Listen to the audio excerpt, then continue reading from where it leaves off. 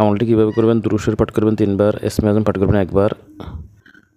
এরপরে সূরা বাকারা 266 নম্বর আয়াতের অংশ এটা পাঠ করবেন। আউযু বিল্লাহি মিনাশ শাইতানির রাজিম, বিসমিল্লাহির রহমানির রহিম। ফা আসহাবা ইসারুন ফিহি নারুন ফাহাতারাকাত কাযালিকা ইউবায়্যিনুল্লাহু লাহুমুল আয়াতি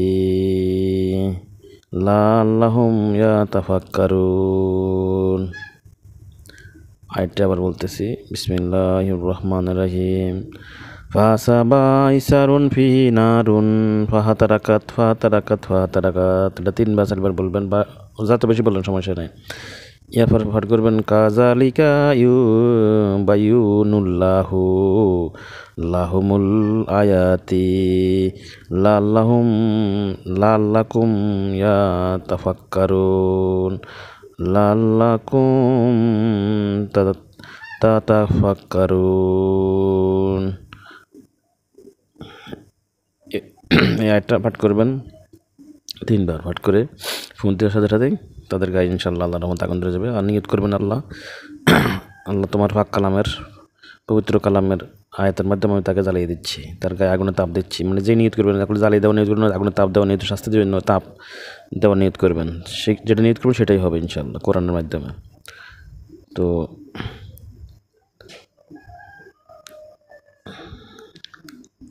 তবে সাথে আগুনে শাস্তি দিবেন না, আগুনে জ্বালাইবেন না, শাস্তি দিবেন না, আগে কিন্তু তাকে বোঝাপড়া করবেন, তাকে বুঝাবেন। দেখো, মানুষকে আল্লাহ বানাইছে, জিনু ইনসানকে বানাইছে আল্লাহর ইবাদত করার জন্য, মানুষের ক্ষতি করার জন্য কাউকে সৃষ্টি করে নাই। কোনো সৃষ্টির ক্ষতি করার অনুমতি কারো দেয় নাই আল্লাহ।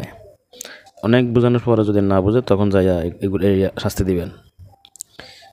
এরপরে শাস্তির যিনি পরিবারকে ডেকে আনবেন, ডেকে আনি বুঝাবেন। যদি বলে যে আমরা দায়িত্ব নিলাম, তো ছেড়ে দেবেন। অথবা ওই এলাকার মোমিনকে ডেকে আনবেন, তারা দিয়ে বলবেন যে আপনার এই জিনটা আমাদের এই ক্ষতি করে, এখন আমরা কি তারা জ্বালাই দিব না আপনারা এটা তারা শাস্তি করবেন। যদি এরকম আমরা দামগুলো দিয়ে দেন, আমরা শাস্তি করবো, আর আসবে না তো দিয়ে দিবেন। আর যদি কোন যেন আমরা জানি না, তাহলে আমরা ব্যবস্থা নেবেন। এরপরে যদি সে যেতে রাজি না হয়, যেতে রাজি হতে তো মানে ওয়াদা করে ছাড়িয়ে দিবেন। আর যদি যেতে রাজি না হয়, তাহলে আগুনে জ্বালাই দিবেন ডাইরেক্ট। আর নইলে বোতলে বন্দি করবেন। আসসালামু আলাইকুম ওয়া রাহমাতুল্লাহি ওয়া বারাকাতুহু।